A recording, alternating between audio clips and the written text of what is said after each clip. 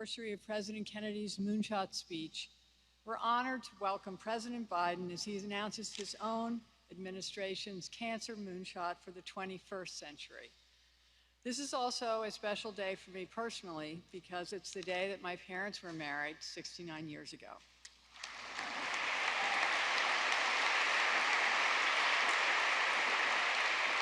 We're so happy to have Mayor Wu, Mayor Landrieu, Senator Markey, Administrator Becerra, Governor Baker, Secretary Walsh, and so many members of the Massachusetts delegation with us.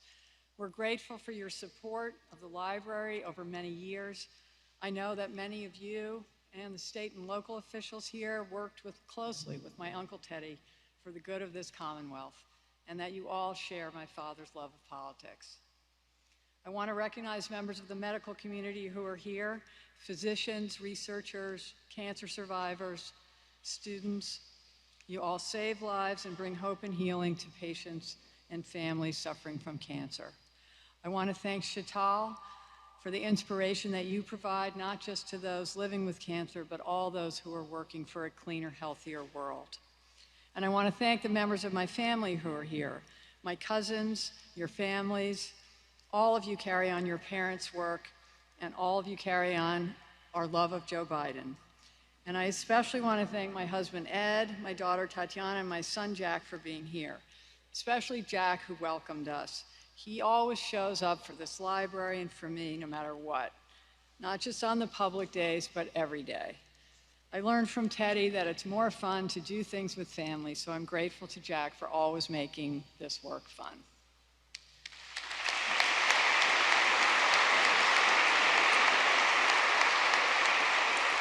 A few years ago, we celebrated the 50th anniversary of the moon landing, and the world was captivated by the memory of that event.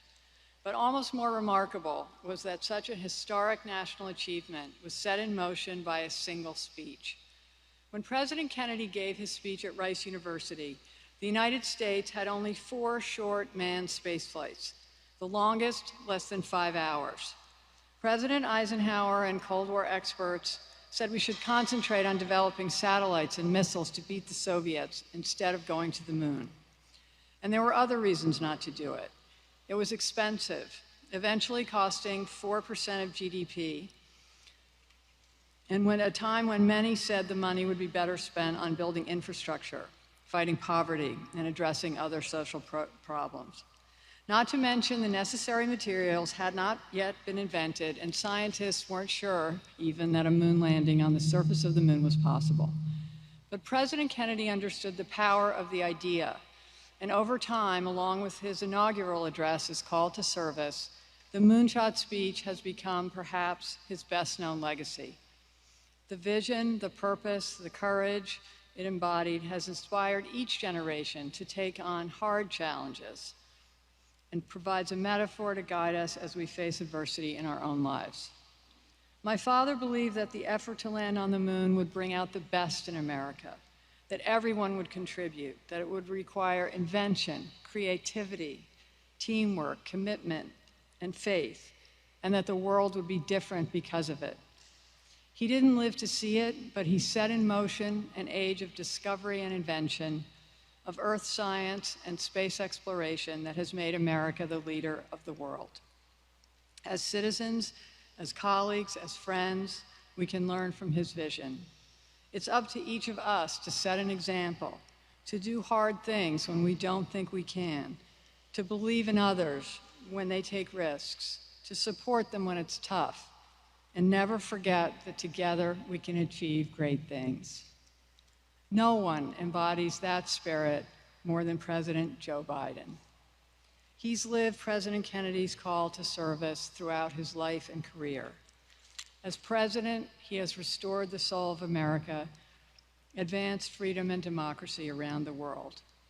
For more than 50 years, President Biden has been fighting for working families, affordable health care, access to a quality education, and always to honor our men and women in uniform.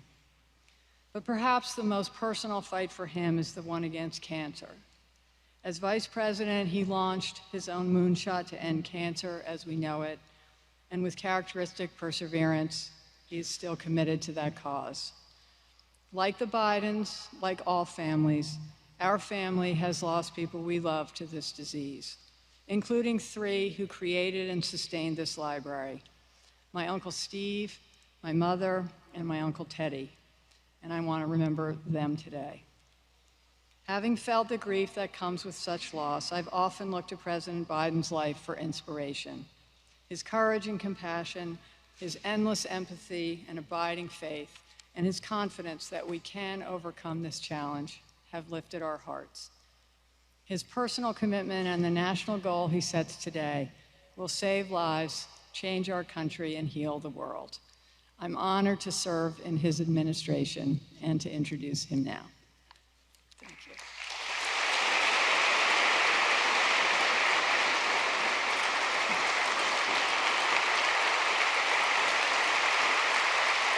Thank you, Madam Ambassador.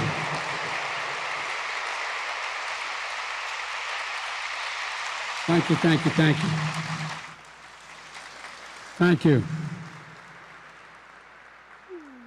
Madam Ambassador Caroline, thank you for that introduction and for your enduring friendship.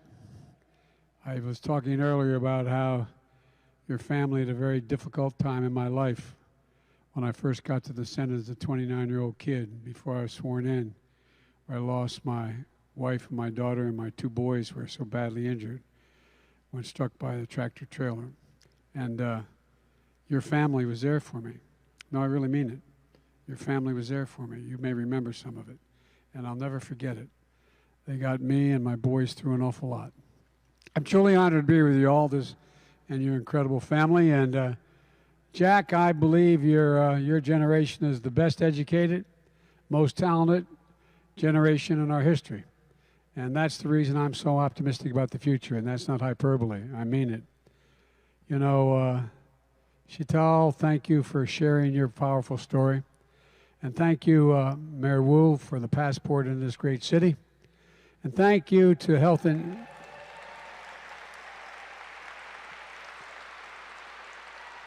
Human Services Secretary Becerra and Boston's own Marty Walsh. Marty.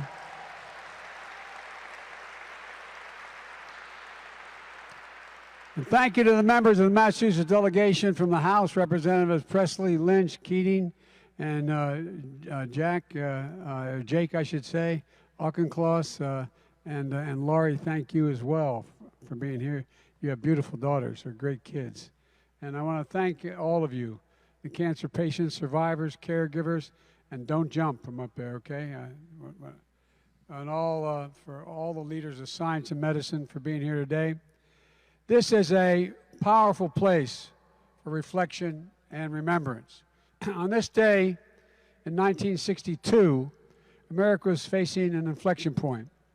One of those times that changes everything from the day before to the day after. The shadow of world wars cast over a Cold War. The march on civil rights, urgent yet uncertain. And against all of that and more, America faced a choice: to move forward or to move backwards, to build the future or obsess about the past, to be a nation of unity and hope and optimism, or a nation of division, violence, and hatred. At this inflection point, President Kennedy made a choice for the nation, thank God. On this day in 1962 at Rice University in Houston, he spoke about America's possibilities. I was asked by Xi Jinping, who I met with more than any other world leader in the Tibetan Plateau, and he turned to me and he said, "Can you define America for me?" And I said yes, and I was sincere. I said, one word: possibilities. In America, we believe anything is possible. I mean it. And in choosing to go to the moon, President Kennedy said America was doing so, quote, not because it was easy, but because it was hard. Because the goal will serve to organize and measure the best of our energy and skills, because that challenge is one that we are willing to accept. One we are unwilling to postpone, and one which we intend to win. Unwilling to postpone. President Kennedy, unwilling to postpone. President Kennedy set a goal to win the space race against Russia and advance science and technology for all of humanity. And when he set that goal, he established a national purpose that could rally the American people in a common cause. And he succeeded. Now, in our time, on the 60th anniversary of his clarion call, we face another inflection point. And together, we can choose to move forward with unity, hope, and optimism. And I believe we can usher in the same unwillingness to postpone, the same national purpose that will serve to organize and measure the best of our energies and skills to end cancer as we know it and even cure cancers once and for all.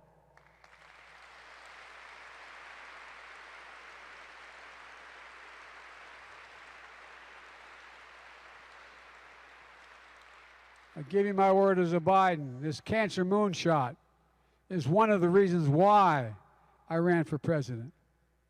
It's part of my unity agenda that I laid out in my State of the Union address to rally the American people to work together. Because we know this, cancer does not discriminate red and blue. It doesn't care if you're a Republican or a Democrat.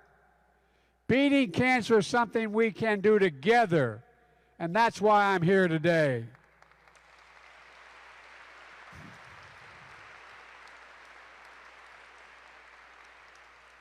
We've made enormous progress in the past 50 years since President Nixon signed the National Cancer Act to declare a war on cancer. We learned cancer is not a single disease, but there are over 200 different types of cancers caused by different genetic mutations in our cells. We discovered new medicines, therapies, early detection and prevention measures to extend and to save lives. In the first 25 years since the National Cancer Act, the death rate from cancer largely remained unchanged. Then things began to change. With progress over the last 25 years, the death rate from cancer has fallen more than 25%. But despite the progress of lives extended, lives saved, cancer is still the #2 cause of death in America, second only to heart disease.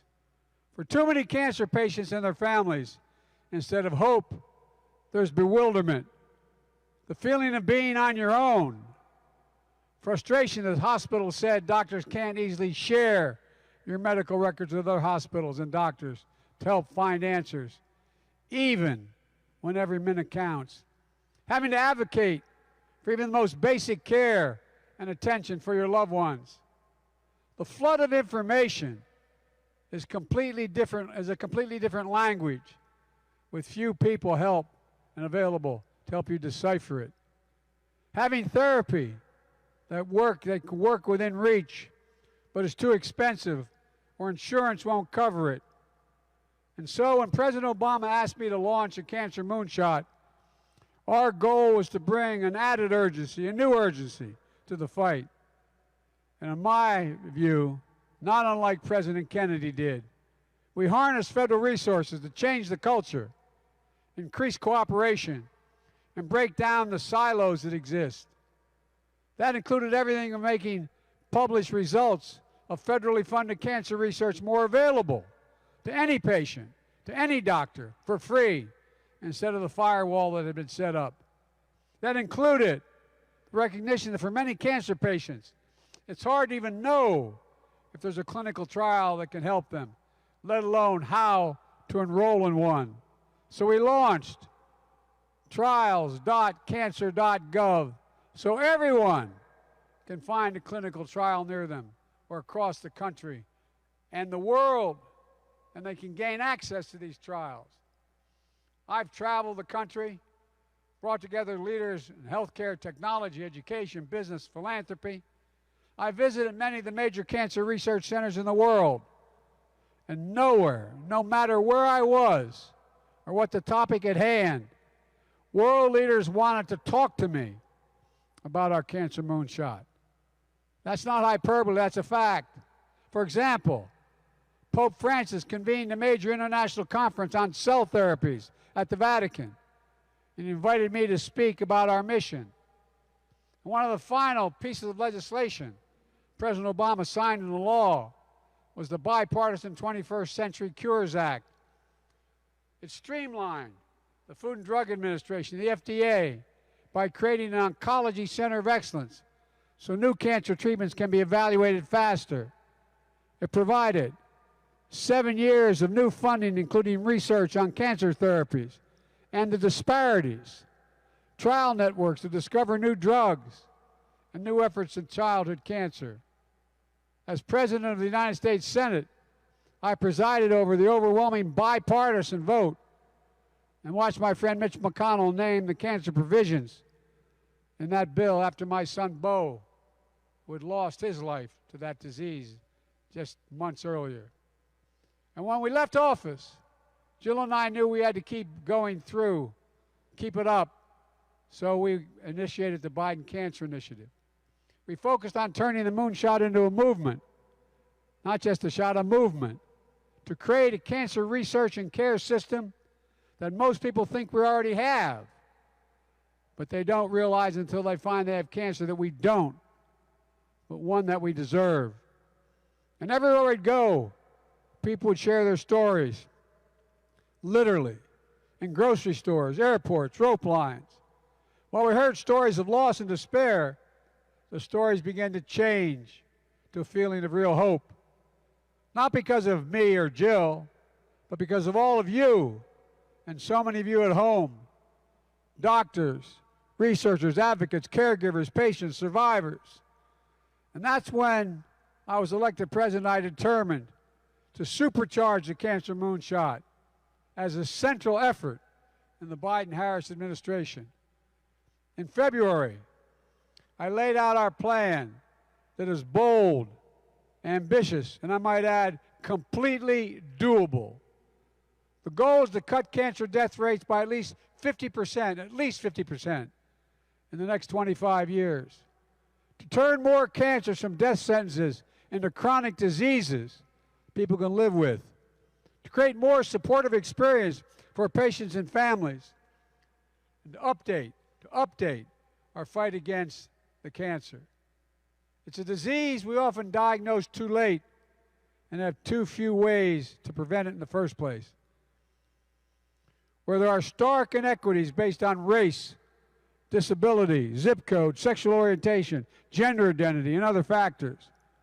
We know too little about why treatments work for some patients, but the same patient, the different patient with the same disease, it doesn't work for. We still lack strategies for developing treatments for some cancers, like childhood cancers. We don't do enough to help patients and families navigate the cancer care system. We don't learn enough from their experience as patients.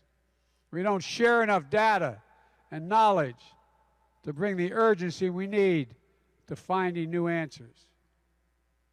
But for each of the ways we know cancer today, we know we can change the trajectory. For example, to prevent cancers, scientists are exploring whether mRNA vaccine technology that brought us safe and effective COVID-19 vaccines could be used to stop cancer cells when they first arise. To target the right treatments, we're learning more about how to use genetics, immune response, and other factors to tell which combinations of treatments are likely to work best for each individual. To address inequities, we can ensure prevention, detection, treatment, reach patients in urban, rural, suburban, and tribal communities so they have equal access to cancer diagnostics, therapeutics, and clinical trials. As part of the supercharged moonshot, I'll use my authorities as president to increase funding to break log jams into speed breakthroughs. I've also formed a new cancer cabinet that is driving a whole-of-government effort to unleash every possible asset within our power, from NASA, that knows more about radiation than any doctor does, to the Defense Department, that has the ability to calculate, and the Energy Department, do 1 billion calculations per second. Health and Human Services, Secretary Becerra plays a key role in the Cancer Cabinet, as does Marty Walsh, a childhood cancer survivor, who is committed to helping Americans get time off for cancer screenings or care for a loved one. The White House Office of Science and Technology Policy is changing the path for the Cancer Moonshot for 2022 and beyond. And today, I'm setting a long-term goal for the Cancer Moonshot to rally America and ingenuity that we can engage like we did to reach the moon, that actually cures cancers, not all cancers, cures for cancers, once and for all. And a critical way to do that is that going through what I call ARPA-H, Advanced Research Projects Agencies for Health. It's based on DARPA, the Defense Department's Advanced Research Projects Agency, that has helped lead to breakthroughs in technologies to protect our national security, like the internet, GPS, and so much more. ARPA-H will have the singular purpose to drive breakthroughs to prevent, detect, and treat diseases including cancer, Alzheimer's, diabetes, and other diseases, and enable us to live healthier lives. I call for ARPA-H in my campaign, and after being elected president, notwithstanding the fact that Democrats and Republicans allegedly don't talk to one another, Republicans, Independents, and Democrats in Congress came together and invested $1 billion initially to launch ARPA-H. Imagine the possibilities. Vaccines that could prevent cancer, like there is for HPV. Imagine molecular zip codes that could deliver drugs and gene therapy precisely to the right tissues. Imagine simple blood tests during an annual physical that could detect cancer early where the chances of cure are best. Imagine getting a simple shot instead of a grueling chemo, or getting a pill from a local pharmacy instead of invasive treatments and long hospital stays. Imagine treatments beyond cancer, bold approaches to reduce maternal mortality and morbidity, something Vice President Harris is laser focused on. And imagine artificial retinas that could help blind people see. These are just a few of the ideas that illustrate the amazing potential of ARPA-H. When President Kennedy called for a moonshot, we didn't have all the tools and experience needed. With our Cancer Moonshot today, we do. And I'm pleased to announce my selection as the inaugural director of ARPA-H, Dr. Renee Wegerson, who is here today. Doctor, where are you? Stand up.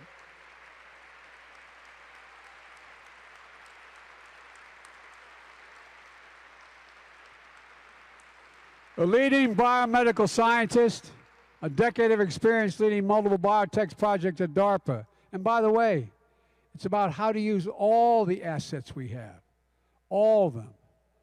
An entrepreneur in synthetic biology. She's going to bring the legendary DARPA attitude and culture and boldness and risk-taking to ARPA-H to fill a critical need. Discoveries that save lives, change lives, and often start in the lab bench. But then those basic research breakthroughs need to be tested, scaled, and brought to the clinic. This may require unusual partnerships. That may require support to get over many obstacles that exist. That's why ARPA-H is designed what it's designed to do, so the advances can reach all Americans sooner. I predict ARPA-H will emerge as a new and exciting member of America's biomedical ecosystem. But it's not enough to invent technologies that save lives. We need to manufacture advanced biotechnologies here in the United States That's why today I signed an executive order that directs the federal government to ensure biotechnologies invented in the United States of America are made in the United States of America, whether they are for cancer treatments or anything else like next-generation fuels and materials. Today's action is going to ensure that America leads the world in biotechnology and biomanufacturing, creating jobs, reducing prices, strengthening supply chains so we don't have to rely on anywhere else in the world. Here in America it will be made. And there's more that we're doing. The Inflation Reduction Act that I signed into law puts a $2,000 cap on the total prescription drug costs for any senior on Medicare, including cancer medicine. And for so many people, one of the first things they think about when they get a diagnosis, how am I going to pay for the treatment? Do we need to sell the house? Do we need to skip payments on the car? Can we afford to send the kids to college? The Inflation Reduction Act is a godsend. It's going to save people on one prostate cancer drug about $6,000 a year. Thousands of women are taking breast cancer treatments that will see about a $7,000 a year savings. But that's not all. When I led the Cancer Moonshot as vice president, one of the biggest issues I talked about was how federally funded cancer researchers were not sharing their results with their peers or the public because they wanted to have the answer. You all know it.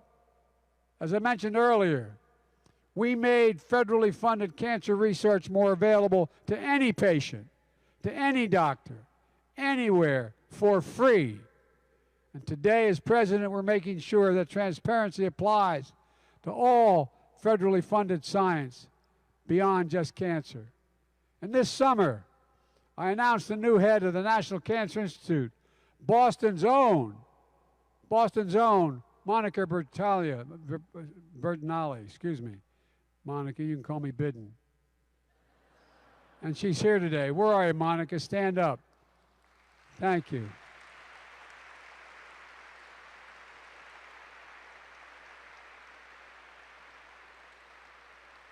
The National Cancer Institute is launching a major national trial for those new tests I mentioned that could detect one or more cancers merely by taking blood samples.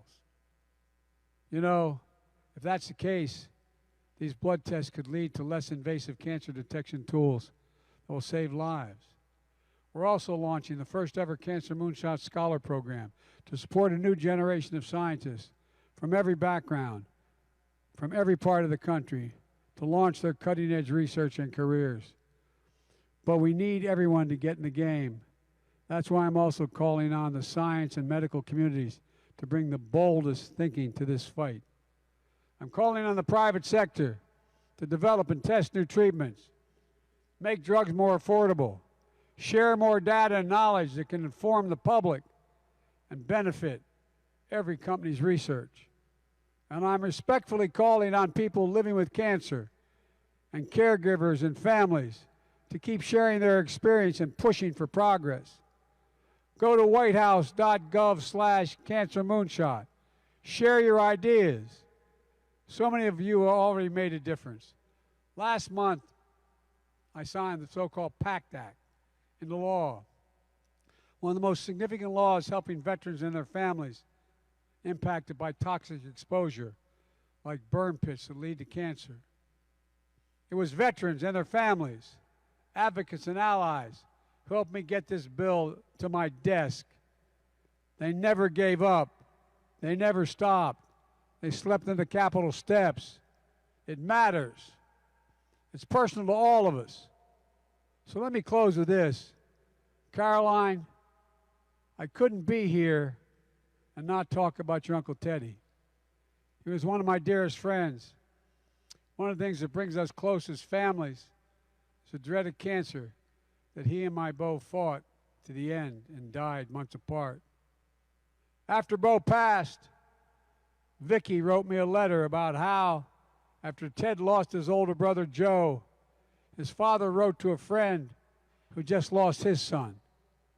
Caroline, your grandfather wrote, and I quote, When one of your loved ones goes out of your life, you think of what he might have done with a few more years, and you wonder what you're going to do with the rest of yours. Then one day, because there's a world to be lived in, you find you are part of it, trying to accomplish something he did not have time enough to do. And perhaps that is the reason for it all. I hope so. End of quote. For so many of us, that's what we're trying to do. Live a life worthy of the loved ones we've lost, the loved ones we can save. With their hope and absolute courage, and with an unwillingness to postpone, and with a singular purpose for ourselves as a nation. President Kennedy said in this day 60 years ago, we set sail on this new sea because there's new life-saving knowledge to be gained that must be used for progress of all people. End of quote. In our time today, that's our charge to keep, in my view. I know we can do this together because I know this: there's nothing beyond our capacity if we work together as the United States of America. God bless you all, and may God protect our troops. Thank you for